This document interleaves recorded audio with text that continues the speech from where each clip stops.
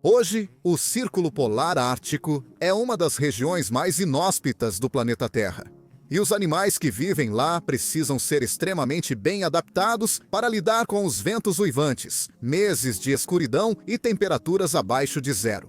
Embora o Ártico não fosse tão frio no período Mesozoico quanto é hoje, os dinossauros que viviam lá ainda precisavam lidar com temperaturas mais baixas do que seus parentes de terras mais quentes ou úmidas.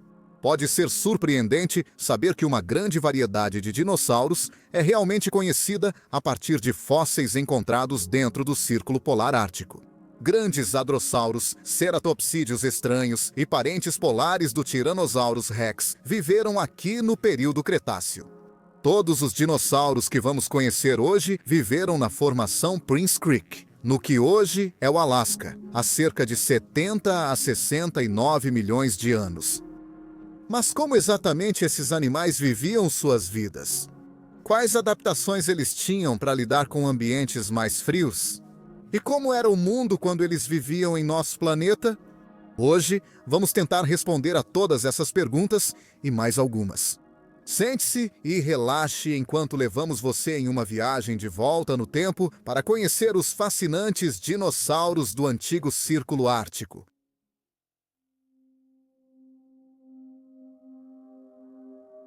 Pachyrhinosaurus, cujo nome significa lagarto de nariz grosso, é um gênero de dinossauro conhecido pelos cientistas desde 1950. Esse grande ceratopsídeo, de nariz achatado, um parente distante do tricerátopo, é bem conhecido em Alberta, no Canadá, com grandes partes do esqueleto atualmente em exibição em vários museus de história natural canadenses. Em 2012, no entanto, outra espécie de Pachyrhinosaurus, o Pachyrhinosaurus paratorum, foi descoberta ainda mais ao norte, na formação fóssil de Prince Creek, no que hoje é o estado americano do Alasca. Datado de cerca de 70 a 69 milhões de anos, o Pachyrhinosaurus paratorum é o ceratopsídeo mais ao norte conhecido e pode ter desenvolvido adaptações surpreendentes para lidar com o clima frio do Ártico Mesozoico. Primeiramente, acredita-se que essa espécie de Pachyrhinosaurus crescia extremamente rápido nos primeiros anos de vida. Quando esses dinossauros tinham 2 anos de idade, já atingiam metade do tamanho de um adulto maduro, que por sua vez alcançava o comprimento total do corpo por volta dos 20 anos de idade. Esse crescimento incrivelmente rápido, no entanto, provavelmente era prejudicado nos invernos particularmente rigorosos que essa espécie enfrentava no Alasca.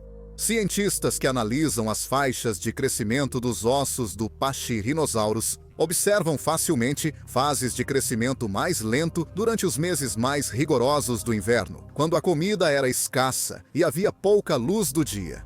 Curiosamente, porém, parece que o Pachyrhinosaurus paratorum pode ter sofrido menos doenças do que espécies próximas. Doenças como enfermidades, ossos quebrados e fraturas são consideravelmente mais raras no Pachyrhinosaurus paratorum do que no Pachyrhinosaurus canadensis e no Pachyrhinosaurus lacustae. Outra adaptação incomum, que é frequentemente associada ao Pachyrhinosaurus paratorum, é a presença de penas filamentosas semelhantes a pelos, cobrindo parte ou a maior parte do seu corpo. Apesar da falta de evidências fósseis, tornou-se comum entre paleoartistas retratar esse dinossauro com penugem quase lanosa, semelhante à dos mamíferos megafaunais do Pleistoceno. É importante observar que isso é pura especulação neste estágio.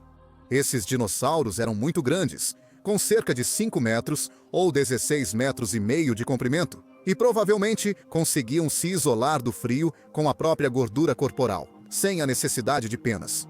Além disso, o clima geral do Ártico durante o Cretáceo era consideravelmente mais quente do que é hoje, e a neve talvez não fosse um fenômeno particularmente comum.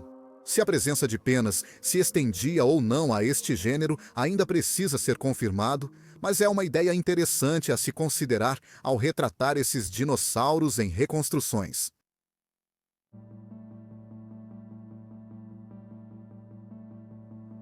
Edmontossauro é de longe um dos hadrossauros mais conhecidos, sendo um membro muito grande de uma família de herbívoros bastante difundida.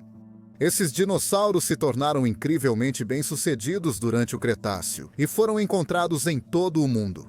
Coincidentemente, fósseis de Edmontossauro também foram descobertos dentro do Círculo Polar Ártico, mas os cientistas não podem ter certeza de qual espécie exatamente está representada ali. Assim como o Pachyrhinosauro paratorum, esses fósseis foram achados na formação Prince Creek, no leito ósseo de Liscombe, na encosta norte do Alasca. Assim como o Pachyrhinosauro, esses dinossauros foram encontrados em sítios por toda a América do Norte, e o Edmontossauro é particularmente difundido em todo o Canadá. A presença desses dinossauros no Alasca aponta para a ideia de que o Edmontossauro era um generalista que conseguia se adaptar a vários climas e habitats diferentes. Os cientistas os compararam aos caribus modernos, talvez viajando em grandes manadas pelas florestas abertas e planícies do hemisfério norte, sendo que uma população deles se estabeleceu nas regiões mais remotas e ao norte da América do Norte. Notavelmente, porém, o Edmontossauro pode ter sua origem fora da América do Norte. Estudos sobre o gênero intimamente relacionado Camuisauro, conhecido do Japão, indicam que os ancestrais do Edmontossauro podem ter viajado da Ásia para a América do Norte através da agora inexistente ponte de terra da Beríngia. Camuisauro e Edmontossauro tinham um ancestral comum, e os que ficaram na Ásia provavelmente evoluíram para o Camuisauro. Ao viajar para o Nordeste, pelo que um dia se tornaria o leste da Sibéria, os ancestrais do Edmontossauro conseguiram se estabelecer e se adaptar facilmente ao clima e ambiente árticos, devido à sua natureza generalista. O Alasca, na época do Edmontossauro e do Pachyrhinosauro, provavelmente era composto por planícies e bosques repletos de samambaias, musgos e fungos. Gelo e neve eram sazonais e restritos a áreas de alta altitude, levando muitos animais a evitarem essas regiões. A formação Prince Creek era uma floresta próxima a um grande lago de água doce, que servia de fonte de vida para muitos dinossauros. Acredita-se que a temperatura média era de 5 a 6 graus Celsius, ou 41 a 43 graus Fahrenheit, com a temperatura caindo para cerca de 2 a 4 graus Celsius, ou 36 a 39 graus Fahrenheit, nos meses de inverno. Durante o verão, a temperatura provavelmente subia para a menos 10 a 12 graus Celsius, ou 50 a 54 graus Fahrenheit. A escuridão teria caído sobre o Círculo Polar Ártico por cerca de 120 dias durante os meses de inverno, e acredita-se que os dinossauros permaneciam no Ártico durante todo o ano.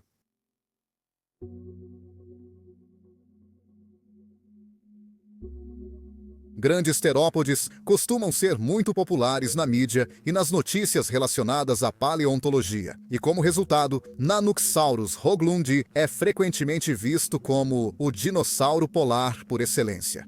E isso com razão também. Esse habitante de Prince Creek provavelmente era o predador de topo do Alasca antigo, caçando grandes herbívoros na escuridão do inverno.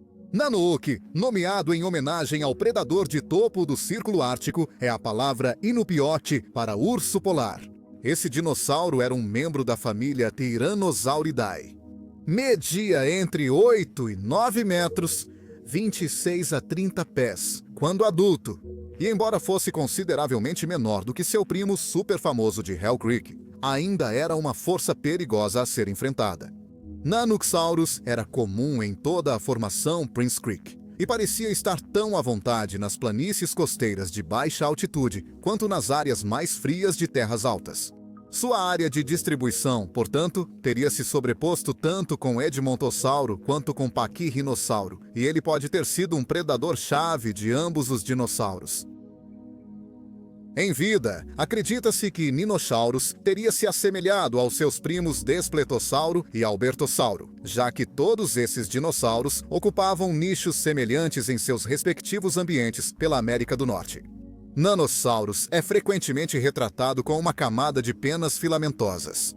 Isso, até certo ponto, é especulação, mas podemos confiar mais nessa especulação do que na que ocorre ao retratar Pachyrhinosauro. penas e filamentos eram muito mais comuns em terópodes do que em dinossauros ornitísquios, e muitos terópodes são conhecidos por tê-los possuído. Eutiranos, um tiranossaurídeo do início do Cretáceo do que hoje é a China, é o maior dinossauro confirmado a ter tido uma cobertura de penas. Então, faz sentido retratar Nanoxauros com elas, especialmente considerando que este último viveu em uma latitude muito mais ao norte.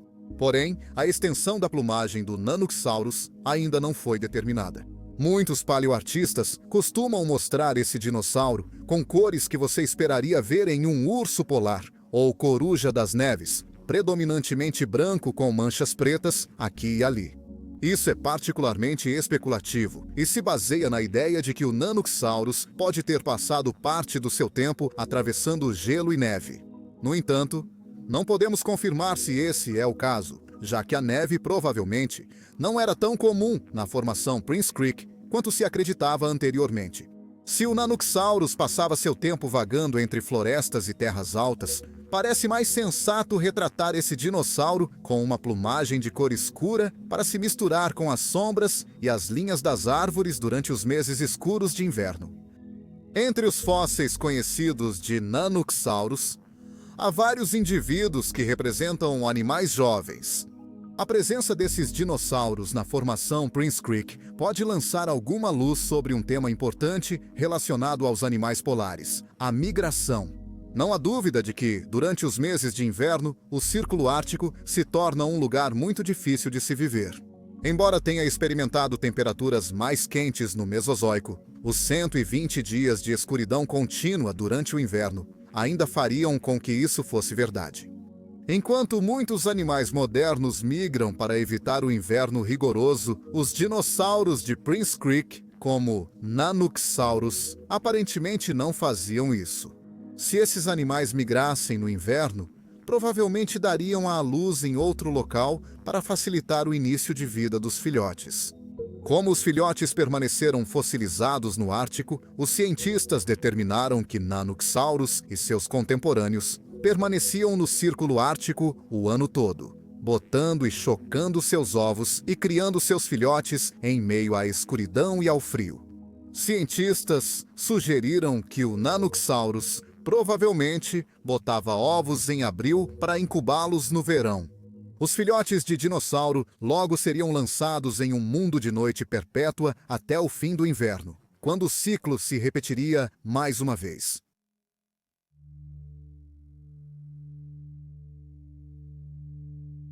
Um dos menores habitantes dinossaurianos de Prince Creek era o Alaskocephali, um herbívoro bípede de tamanho médio, parente do famoso cabeça em cúpula de Hell Creek, o Pachycephalossauro. Embora os cientistas tenham determinado que os restos desse animal representam um gênero de dinossauro que viveu na antiga Alasca, não se pode discernir muito mais além disso. Isso se deve ao fato de que o Alaskocephali é conhecido apenas por um único osso, um segmento de crânio que apresenta uma série de projeções ósseas comuns entre os Pachycephalossauros. Ainda assim, estudos sobre o material fóssil limitado disponível determinaram como esse animal poderia ter sido em vida. O Alaskocephali tinha cerca de metade do tamanho do Pachycephalossauro, tornando-o um dos menores do grupo. Os cientistas o compararam com dinossauros próximos e sugeriram que, em vida, ele provavelmente tinha um pescoço curto, pernas longas e braços minúsculos. Provavelmente mantinha a cauda erguida atrás do corpo, garantindo equilíbrio e apoio ao correr. O dinossauro provavelmente possuía uma estrutura em forma de cúpula no crânio, como os Pachycephalosauridae. Essas cúpulas podem ter sido ferramentas úteis de exibição para atrair parceiros ou participar de disputas com membros do mesmo sexo. Alaskocephali era provavelmente herbívoro, alimentando-se de folhas e talvez vivendo em áreas florestadas de Prince Creek. Dado seu pequeno tamanho e pernas longas, ele provavelmente era rápido e pode ter sido alvo de dinossauros como Nanoxaurus, sendo uma refeição menor e menos arriscada.